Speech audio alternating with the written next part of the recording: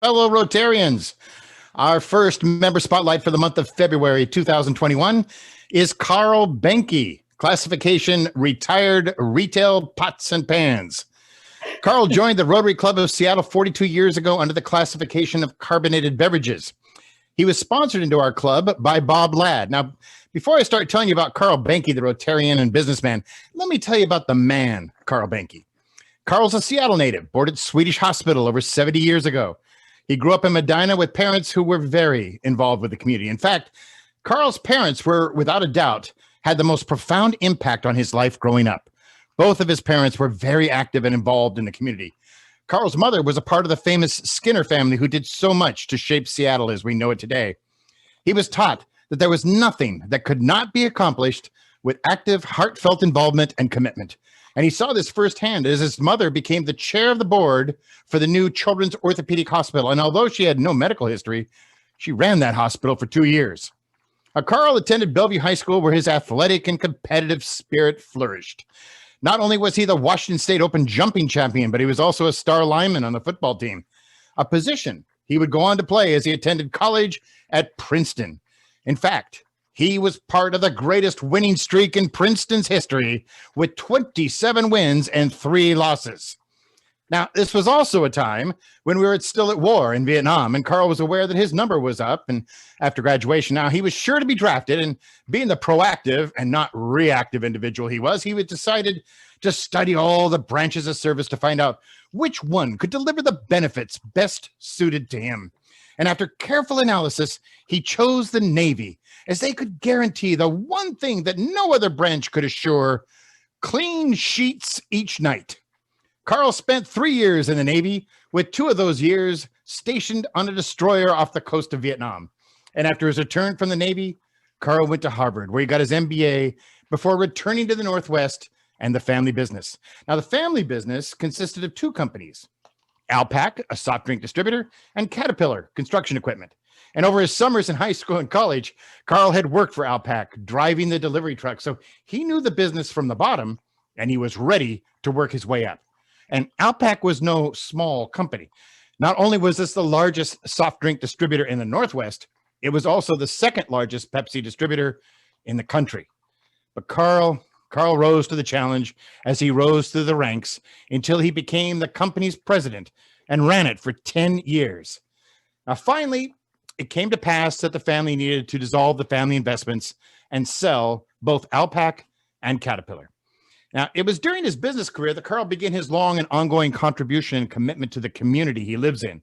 This list is extensive and includes such names as Fred Hutchison Cancer Research Center, the Seattle Cancer Care Alliance, Pacific Northwest Ballet, the Commerce Bank of Washington, the University of Puget Sound, the Seattle Chamber of Commerce, Junior Achievement, and many, many, many more. But it is another organization that in this author's mind is the most courageous and inspirational of all. Carl's brother, Ned, was a very creative and talented artist who would later go to work at Cornish. Ned was also a gay man who was living in a different time of understanding and risk. Unfortunately, he died from AIDS almost 30 years ago. Carl always loved, respected, and accepted his brother, and this was not a popular decision those days, but that did not deter Carl. He went on to contribute time and resources to the Northwest AIDS Foundation, and today, we live in a more tolerant society where medical science and public awareness has assured a safe environment for people of all orientation. It is thanks to people like Carl Benke who had the courage and love to make the world better. And speaking of love, Carl also found love due to his involvement with the Goodwill Games. It was through his involvement that Carl met his future wife, Renee. She was working for the Bond and doing corporate gifts for Boeing. She called Carl one day to ask about the game since he was on the board, and they spent an hour or so on the phone, and then she invited Carl to dinner as a thank you, and he went to her house for dinner, and then he took her to his uncle's house for a game of croquet. Well, I should probably mention that in his 30s, Carl placed second in the U.S. National Croquet Championships, and this was sure to impress Renee, but bottom line, there is nothing more romantic and erotic than a good old-fashioned game of croquet. And folks, the rest is history. They've been married for 31 and a half years. They have 2 daughters and 2 strapping son-in-laws. Now that the family business was sold, Carl decided to buy a small retail company he found in Pike Place Market called Sur La Table. Renee was the president, Carl was the chairman, and together they grew that chain from 2 stores to 85 stores before selling it. And once again, Carl had proven that he had the Midas touch for business. Throughout his career, Carl has cherished his involvement with Seattle Rotary. He's most proud to be part of the significant contributions that have changed people's lives, such as the Boys and Girls Club, the Channel 9 building, and Wellspring. Carl hopes that he will be remembered as a business leader who took exceptional care of his workers and the community he lived and worked in. Carl, you can count on that. Fellow Rotarians, our February 2021 Rotary Club of Seattle member spotlight, Carl Benke, 42-year Rotary champion. Now, we have a few minutes for questions, so please use your chat feature to ask Carl anything you want. And I will now turn it over to our question expert, Ken Grant. Congratulations, Carl. Well done, John. I do have a couple of questions. We have a couple of minutes. Yeah, we got a couple of minutes. Carl, can you tell us a bit more about your future plans? We know you enjoy your time you spend in Sun Valley. Tell us about it. Well, I'd like to take my spare time and go fishing around the world, and then go to Sun Valley and ski. We also go to Europe to ski every other year, but this little pandemic has slowed us down in that effort. Any business opportunities on the horizon? You know, I'm too old to start over another business opportunity. I don't believe that, to be honest. What I really want to know, Carl, is how did the bow tie become a hallmark of your attire? You know, my Uncle Ned Skinner used to wear bow ties, and probably 50 years ago, I decided to start wearing them, and eventually that's all I wear. And I'm not sure I can tie a regular tie anymore. It's been so long. How many do you own? What's that? How many do I own? Yep. Oh, about 200. Seriously. And Not quite one for every day of the year, but another goal to work towards. You know, I wear most of them, or I wear some of them quite often, but I do over the years have accumulated way more than I need. I have a business question for you. And there's lots of business owners, young, you know, up and coming business owners in the club now. I'm curious if there, out of all the things that John just said about you, and that is one amazing history, is there one thing that you wish that you'd done that you never did? Oh gosh, I have never thought of that. Until today. Until you ask. You know, I think that I've been very happy with my life.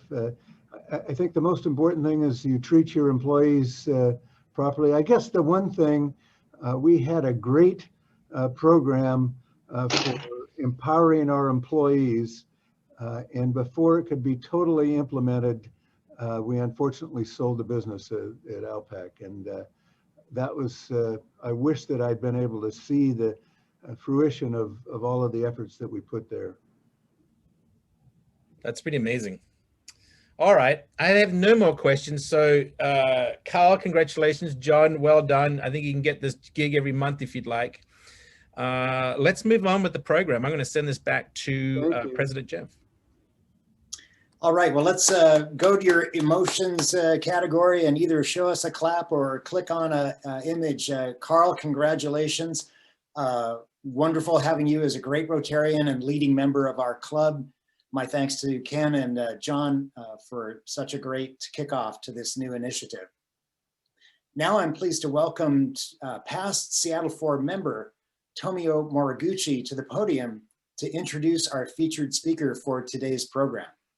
Tomio graduated from the University of Washington with a mechanical engineering degree, yay, just like mine, and worked at Boeing as an engineer, but left after his father's death to run Uwajimaya. He served as the CEO and president beginning in 1965 and stepped down in 2007. He completely retired from the management of the company in 2017. He's been named by the Puget Sound Business Journal as one of the 35 most influential business leaders of Seattle for the past 35 years. He was a member of our club from 1983 to 2004. Tomio, welcome back. Thank you, Jeff.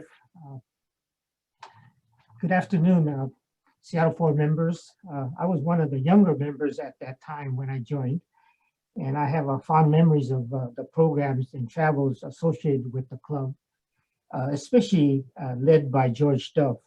I think I recall George is the one that recruited and introduced me to this club.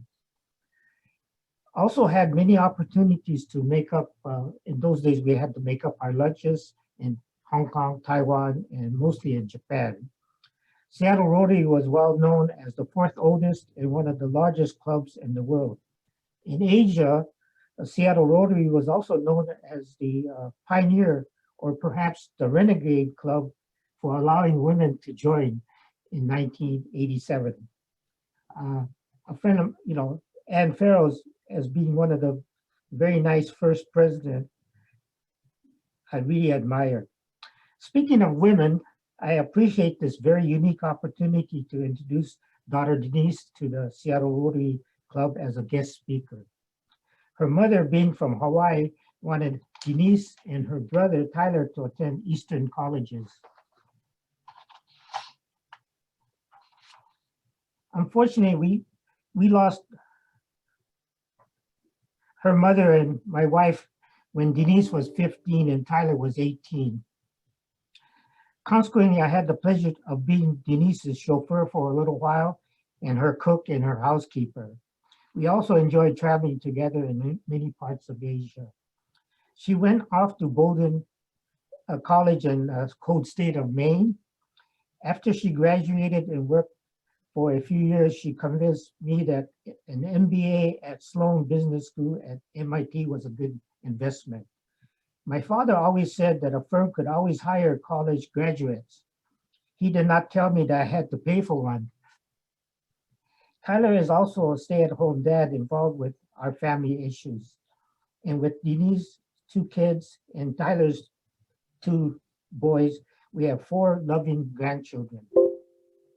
Today, hopefully, wholeheartedly agree that it was a wonderful investment to send Denise to an Eastern college.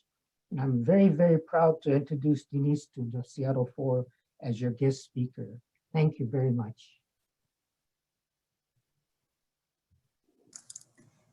Thank you. Good afternoon, everyone.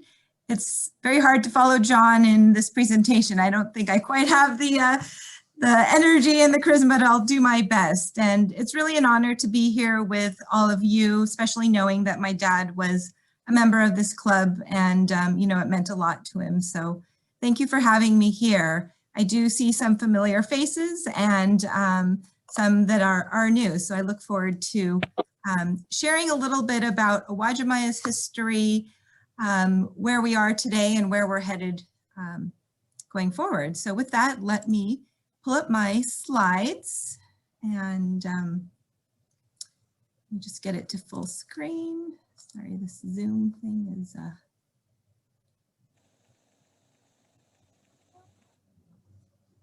this Zoom bar gets in the way. One sec.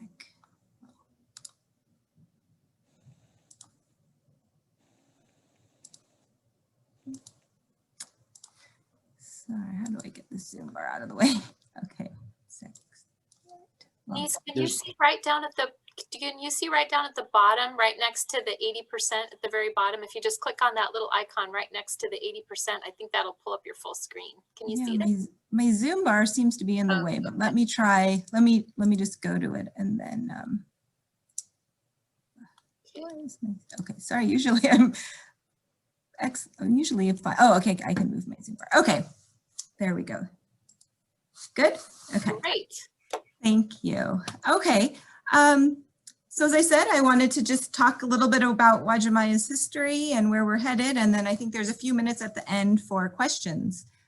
So I'll just kind of start. The 1920s to 1940s for Uwajimaya was building the foundation. And, After the 1882 Chinese Exclusion Act, many Japanese immigrants started arriving in the US as laborers. So they worked railroad camps, logging camps, fishing camps, and the such. And so my grandfather, Fujimatsu Moriguchi, was no exception. He came to the US looking for opportunity and adventure, I think. And so in 1924, he arrived in Tacoma. And he started his business by selling Japanese food to laborers, the ones working in the around the Pacific Northwest. And his specialty was fish cakes, which he learned to make in the town of Uwajimaya. And ya means store, so the company came together as Uwajimaya. So it's the store from that town, known for their fish cakes. And we kind of joke he was one of the first food truck vendors, because he would take his food and drive around and sell it to people there. So we think food trucks are kind of being new and trendy, but they've been around for a long time. Over the years, he grew his family. He got married to my grandmother, Sadako Moriguchi, and they grew, had a few children, and they also were growing their business. And so at the time, the Japanese laborers were starting to settle down, get married. Some sent for picture brides from Japan. And so it made sense, rather than for him to go to the different camps, that they started having families, so they opened a store. So the first store was actually in Tacoma, not in Seattle, and it was opened in the 1928. So this is a picture in the 30s.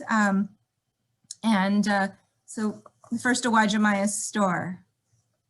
And while I never got to meet my grandfather, I attribute a lot of why the business is still here today and the foundation to, offering quality products, responding to customer needs and changes, treating employees and customers like family. I know Carl mentioned, treating your employees right is a core value, and being involved with the community and giving back. So I think those foundational elements have stuck through the generations, even though I never met my grandparents or my grandfather. Those core values and foundation have stuck through us regardless of what sort of business we're in. But it's how we choose to operate and do business. Following that, kind of the 40s to the 60s, I see as a period of resilience and rebuilding. During the war, my family was sent to Tule Lake, California for internment camp. And so my father was a young kid there. And so the family did lose their business and have to start over after the war. So, had to be strong and figure out how to restart a business. And so after the war, my grandparents moved the family to Seattle. And we opened the first Uwajimaya store in Seattle right after the war, in a little hole in the wall storefront on 422 South Main Street. And so that's just blocks away from where we are today. Another kind of pivotal moment that I take away from my grandfather was he had a vision to be at the Seattle's World's Fair in 1962. And I think why that's so pivotal for me is that, that was his saying that we're not going to just sell Japanese food to Japanese people, but we really want to be a store for all people and share our Japanese culture and food and be inclusive. And, I think different than some ethnic markets today or other businesses, he really wanted to bring and share our culture and our traditions. So again, never met him, but I kind of take that as a moment and a real kind of shaping our company to what it is today. And so sadly, my grandfather passed shortly after that. And so really forced the family to figure out if, who wanted to be involved. And it really became a family business after that, with 6 of the 7 children choosing to pursue careers with the family business. And so that's my grandmother and 6 of her kids who led the business going forward. So after that, kind of the 70s through today, I feel like it's been a period of growth and diversification, you know, really continuing to shape who we are today in the company. And so, you know, we've been in the Seattle area for over 75 years now. Mentioned our first store was on South Main Street, and from the 40s to 1970. In the 70s, we were fortunate to acquire some property, which was our old store. So from 1970 to 2000, we had our Uwajimaya on South King Street. In 2000, we expanded and built Uwajimaya Village, which had apartments above. And that's where we continue to operate out of today. Although just last year, we completed an extensive remodel of the building, both inside and the exterior. And so continue to invest and grow and really be part of Seattle, and especially the International District. And so we do really see being part of the community as a big part of who we are. And we do spend have a lot of commitment to the International District through supporting early childhood education programs, health clinics, and other organizations in that area. Over those years, we've also been fortunate to expand our business. We did have a South Center store from 1968 to 1990. I don't know how many people remember that store, but there was one. We opened Bellevue in 1978 and moved that store to its current location in 2011. We opened our Beaverton, Oregon store in 1998 and our Renton store in 2009. With 6 siblings, we've also had many business ventures. So we had a wholesale division, which we've since sold. We were in the food service business for a while, making sushi for other businesses and airport operations for a while. We've since closed that. We still have a restaurant delivery business that we operate today. And we've also dabbled in some real estate, some asset management and development, just through some properties that we've been fortunate to acquire. So, you know, I think with the strong roots and strong foundation, we've been able to move beyond food, but to continue to be solid with our commitment to the community, our employees, our customers, and how we do business. So today we have 4 Uwajimaya Pan-Asian grocery stores. We operate our restaurant wholesale division, and we have real estate. In 2017, the second generation management did retire, and the third generation was fortunate to be entrusted to continue this business and leading the company. And so my generation, third generation, there's 19 of us, and 6 of us work in the business today, and plus 3 spouses. So we have various roles, from management roles to office manager role. So family is still very active in leading the company. And the 4th generation ranges from 6 years old to mid-20s. And we don't have any 4th generation working in the business today, but we continue to encourage consideration of working in the business. Just a quick note about, you know, kind of the transition and succession to the 3rd generation.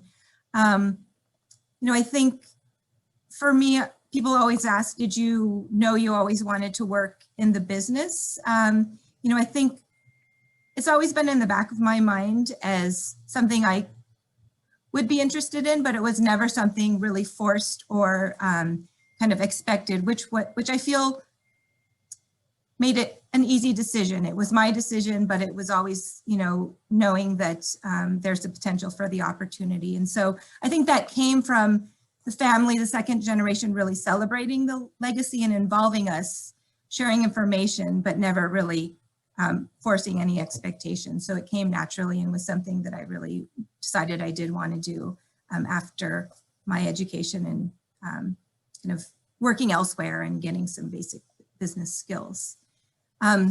Talked a little bit about having that solid foundation, regardless of what the business is, but I think having that communicated as well, really knowing what the business stood for, what we were trying to do, how we wanted to treat our employees and be involved with the community. Also, hearing about that made it something I was interested in. We have a family council, which is a liaison between the family, business, and family, and we have annual meetings and they share information. So that's also been a great conduit to being informed and knowing of different opportunities.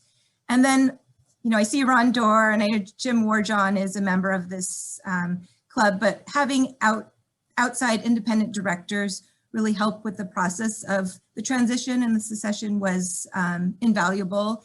It was really, I think, what made it go smooth and what made it happen. And so I think, really when there is that succession, having those outside directors and advisors and process really was helpful. Let's see, so I've been in my role for 4 or 5 years now, and been fortunate to be entrusted with a brand that has such history and trust, and so I feel my role moving forward is really figuring out how we keep the business relevant, how we keep the business growing while honoring this 90-year past. And so how do we drive this change? How do we respond to changes in the competitive and the retail environment, and but still stay true to who we are and stay authentic and stay honor our past? And so that's kind of this balance that I feel that I get to work on every day. And I see the opportunity for new processes and standardization to happen at our stores to really enable us to grow more and to scale up and open future stores.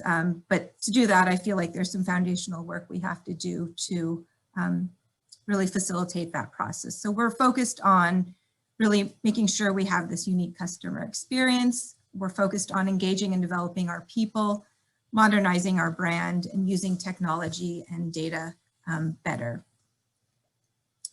And so the Seattle store, we mentioned we recently remodeled our Seattle store, and I feel this was a great opportunity for us to take all those elements and really pull them together and put them in place. So, when we did our remodel, we didn't just say, let's get new equipment and paint new paint colors, but we really wanted to perform customer research to make sure, are we still staying relevant and meeting our customer needs? What new programs are there for the way people shop and eat today? So, looked at increasing our grab and go, knowing people are looking for faster, quicker solutions some of the times. And, focus really on the customer experience and flow and seeing what new technologies and processes we could bring in, and how do we engage our employees in this process and make them excited and really brand ambassadors. So, taking all those pieces and putting them into the remodel was exciting, and we hope to continue to do more things like that. Let's see. So, I guess I'm still learning every day, and I know a lot of you are more experienced business people, and so you could probably teach me a lot. But thinking about what I've learned over the past few years, some lesson learned. It's really having those strong roots and values from day one that my grandfather really imparted with second generation with his employees has transcended the generations and business plans. So I feel no matter what we do and where we head, we're always have that commitment to something greater, and the community, our employees, our customers. Anyone who works in a family business knows that working with family members definitely has unique benefits and challenges. And so that's been a real learning for me. I think coming from not working in family businesses, my experiences being outside, it was had to slow down and dedicate a lot more attention to really family dynamics and how are people feeling and kind of accepting these changes that are, I'm bringing forward. And so again, found it invaluable to have outside management and directors, board members to bring that objective perspective, to bring kind of the the ability to see beyond, what may be emotional or some history with family, but really kind of take that step back and say, well, let's think what's best for the company and transcend kind of a higher level. And so that's been very, very helpful. I'm pushing through a lot of change in this organization, and it's definitely, change is always hard for everyone. And I've just found it's been a lot easier when you really can paint that picture, that shared vision of where we're headed and how people fit within that picture and what their role is, and get them to buy into the future vision. It can make change a little bit more palatable, although it still is very hard. Another thing I've learned, especially in the last year with the COVID pandemic, is imperfect action is better than no action. I think at the beginning of the COVID pandemic, we were like, oh, should we do this? Maybe, how long is this going to last? Should we take some of these safety measures, and just finally realize we just have to take action, even if it's, we don't need these plexi shields in a few weeks, we need them now. And so just taking action, acting when you don't have everything always buttoned up, but just taking action, step forward is better than not moving at all. And then lastly, I think the Rotary is all about community and giving back. And I think I've been amazed at how much that's true. I think when I took this job, I thought, okay, I'm leading a grocery business, not really realizing how much you rely on the community, how much support you get from the community, and how much more than it's just leading a single business. It's not an insular thing that I do every day, but it's really being part of something bigger. And I've been felt so fortunate that how strong the Seattle business community and the Seattle community as a whole is, and how much support I've received. And so it's just been amazing to be part of this this community. So I think those are our lessons learned. And, I think there's still many more chapters to be written. I feel like for Seattle and for Uwajimaya, there's still a big, great future ahead of us. And so maybe in 10 years I can come back and give an update, but I think that's where we're headed today. And yeah, with that, I think there's some time for some questions if anyone has any. Thank you, Denise. There's lots of times. Thank you so much for bringing the story today. I've got like 5 questions, but I'll do our member questions first. Quick question first. What do you think about this? Whoa, I'm sorry. I just literally lost my entire screen. Oh, a minute. It was a really good question. It was a question about the city council's imposition of this new hazardous pay and your thoughts on it. Is it proper for them to dictate? Certainly you value your employees. Sure, yeah. So the city of Seattle has put forward a $4 safety pay for grocery workers. And that does apply to grocery stores with more than 500 employees worldwide. Uwajimaya is very fortunate.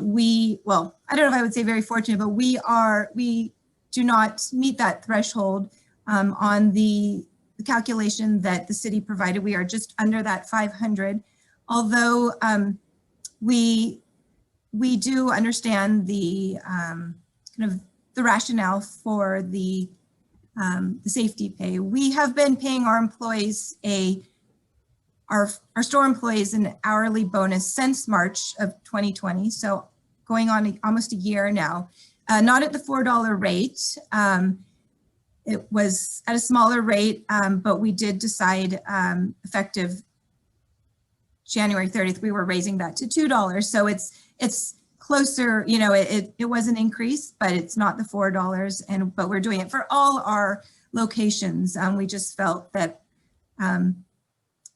knowing that other stores were doing that, it was kind of a way we wanted to recognize our employees. I think the measure itself, I think everyone sees safety and as a top priority for any essential worker. I do feel that you know, prioritizing essential workers for vaccines and would be another way that to ensure their safety. And I do have some, you know, I can see how it could be seen as, you know, all essential workers are very important. Our nurses, our bus drivers, our teachers. And so I do feel that just singling out grocery workers does may not feel equitable and fair to all the efforts that all essential workers are playing. And so, yeah, so again, I think we prioritize the safety of our employees, but I think $4 was a little extreme, especially for grocery industry. Thank you for that. Ken, are you back on the questions? Yes. Go for it.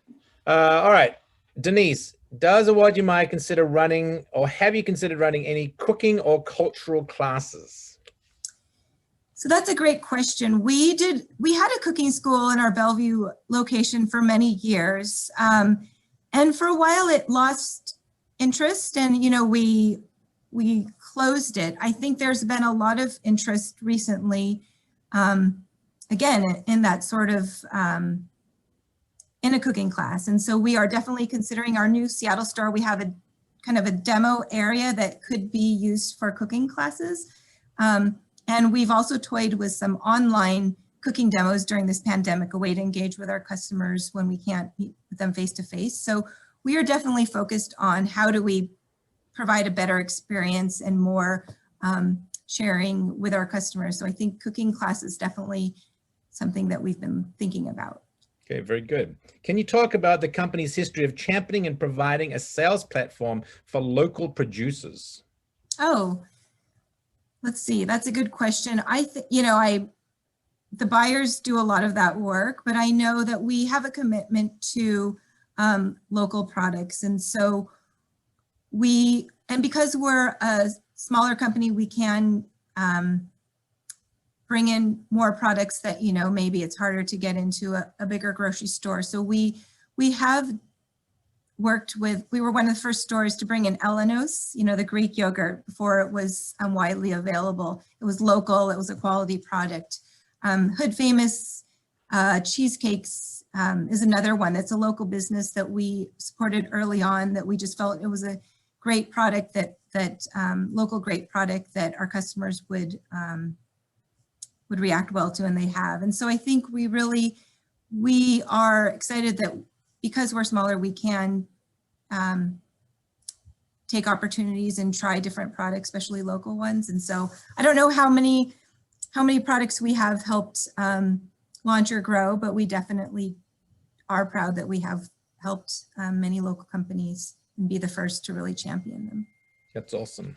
How has the business done through the pandemic? That's a good question. We're fortunate that we have a diversified portfolio, not only with our restaurant delivery and our retail, or our real estate, but our stores.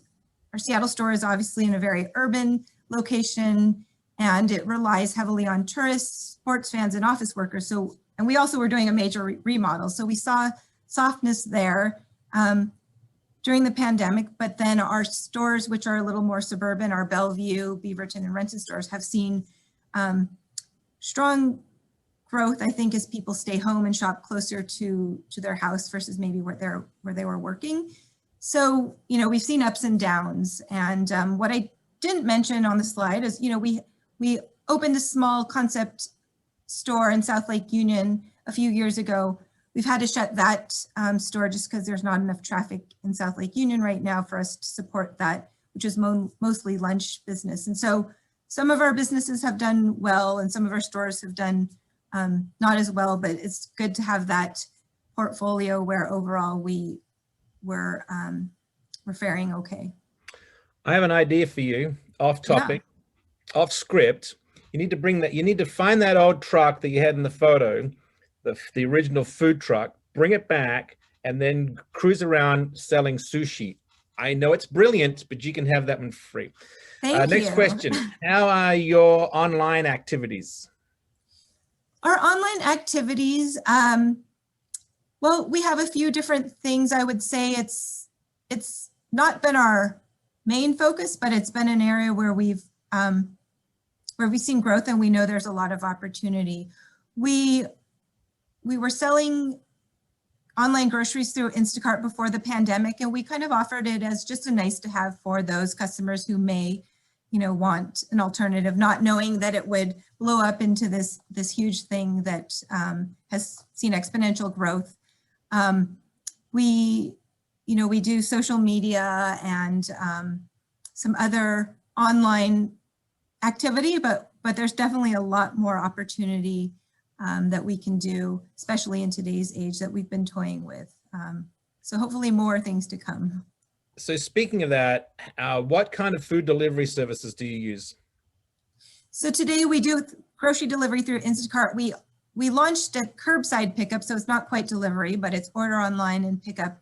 And we are exploring looking at more hot food delivery, but we don't have any of that offered today. And don't forget the food truck idea. It's brilliant. I have to say that again. What experiences growing up in the family business best prepared you to take over as CEO?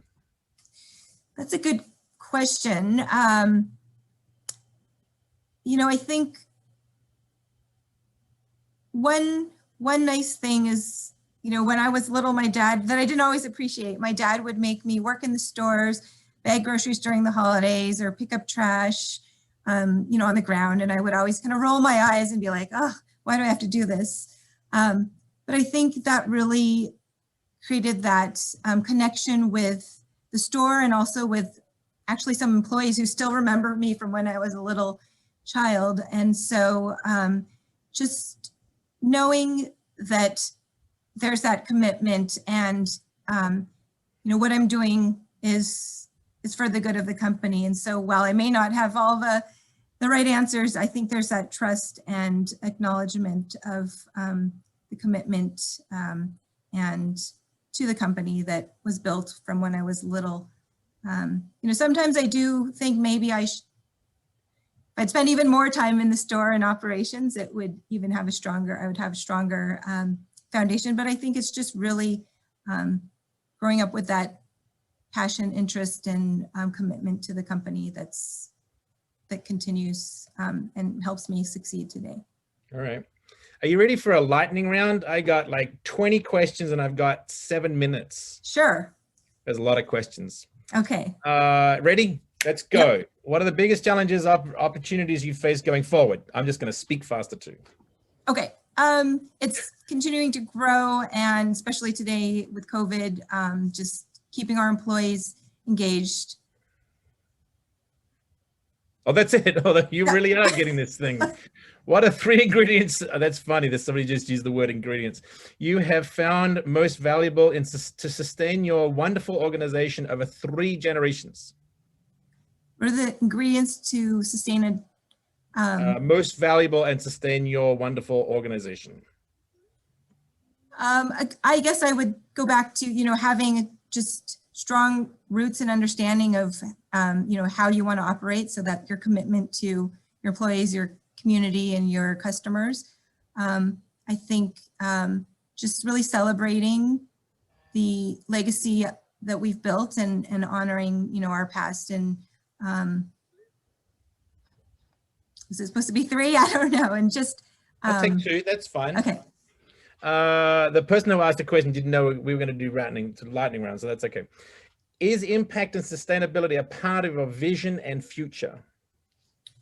Yes, definitely. I think, we look at sustainability from food, from operations, from in what we're doing. And I think that's just the way that you have to operate to continue, but also I think customers want that as well. Okay, here's a really unique question, I think. How do you have trouble with shoplifting, and how do you respond as a business owner? We do have a big trouble. We have a lot of trouble with shoplifting. It's a very difficult challenge that we face, but I think the whole city faces. You know, we tried to reorder the way the flow in and out occurs at our Seattle to mitigate some of the shoplifting. We have security, but I really think it's a bigger problem that Uwajimaya can't solve with any sort of people or technology. It's really a city of, societal problem that we have to solve with mental health and addiction issues. But I think perhaps a little bit of some legislation and city rules could also could help also mitigate some of our challenges. But it is definitely something we struggle with, and we've just, right now we do our best, but it's kind of something we have to just live with, I think. Okay. I've got 4 minutes and I got 20 questions. This is a bad arithmetic now. My brain's going to blow up. Is Waji's at the airport yours? And if so, is it licensed? It is not ours. It was a partnership and it's actually been dissolved. They've changed the name, so it should be Hachiko now. It was, we originally did supply them with sushi as part of our food service. That went away when it was hard to get in and out of the airport with food. So no, it's not ours. And it shouldn't be at the airport anymore. Okay. One of the things I love in Japan is vending machines. Any plans for developing that sort of business? I love the vending machines too, and we've had conversations about that. I don't know if that's a good idea. Maybe not on our immediate plans, but the vending machines are amazing. So yeah, I would love to think about that more. Okay. How many independent directors and family directors are on your board? This is getting really technical. Right. We have 7 and we have 2 family members now. It was many more, and we've been slowly changing that, and also some have been retiring. So we have, I guess, 5 independents now and 2 family members. Okay. How do you make decisions about priorities that when giving back as in the community? Is it family-led, community-led, or a combination? Always curious about philanthropic and corporate responsibility. Right now, it is mostly company-led, and we have, you know, it's the international district, and children and seniors are kind of our focus. But with our family council, we're trying to establish a little bit more for the family council to own and for them to take on some of that. So it's changing. Okay. What helped you most in preparing for your role, your current role? I think I've learned most on the job and really from having a great management team. And so, but I think getting outside experience just led credibility and to my skills. And so while it may not have been direct experience, I think it just gave permission for people to kind of accept me. Okay. It feels like you're doing a great job. I just say that.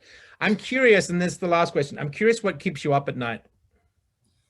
Well, I think right now with the pandemic, it's just keeping our employees safe. And, you know, as I mentioned before, it's physical, but I think there's a lot of mental health as well, keeping everyone feeling safe. And then I think just driving through some of these changes that I really feel the organization needs to take to remain relevant and competitive, and just getting the buy-in and the support from the team, especially when a lot of our employees have been with us 20, 30, 40 years. So it's just making sure we can move at the right pace to support the change that I see we need to make. Yeah, I dig it. Denise, thank you so much for being here today. Awesome. I loved all the questions. There are so many left. So I'm just curious, maybe if you have a second to check some of them out. There's many people saying that you should follow in your father's footsteps and become a member. Don't forget the food truck idea, because it really is brilliant. And there's a question in there. Maybe you would be also kind enough to drop in the addresses of your other locations. That was one of the questions. And it just seems like there's something in there. So thank you so much for being here today. Do not wait 10 years. Come back soon. Next time when we're all in, bring the sushi. Yes, great. And I'm thinking maybe it's a vending machine on the food truck that we could do. See, you're all about the mashup. I'm loving it. All right. Thank you so much. Thank you. All right.